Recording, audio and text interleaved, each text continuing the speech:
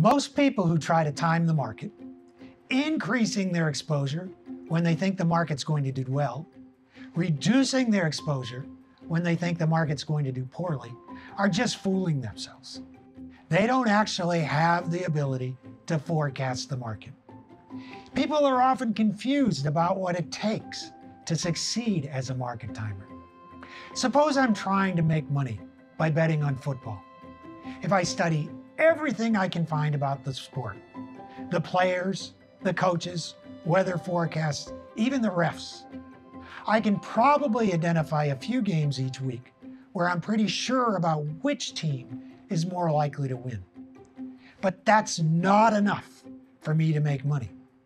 I don't make money by just betting on some favorites. I make money by beating the spread. The spread essentially levels the field, taking away the favorite's advantage by giving the underdog extra points. Bookies set the spread so there's an equal amount bet on each team. To make money, I have to know when the spread is wrong. Betting on the underdog when the market has overestimated the favorite's advantage, and betting on the favorite when the market has underestimated its advantage. This is much harder for me to do than just identifying the favorite. Timing the market works the same way. It's not good enough to correctly forecast that the economy will expand or that we're going into a recession. Just like the bookies spread, stock prices incorporate the aggregate forecast of all other investors. To win, I have to figure out what that forecast is and whether the forecast is too high or too low. It's me against the classic wisdom of crowds. Just like when I'm betting on football, I don't win just by identifying the favorite, predicting whether the economy will expand or contract. I have to figure out whether the forecast in stock prices is too optimistic or too pessimistic. And to make the problem even harder, no one tells me what forecast the market has priced in. When I'm betting, I know exactly the spread I'm betting against. In the stock market, I'm guessing what the spread is.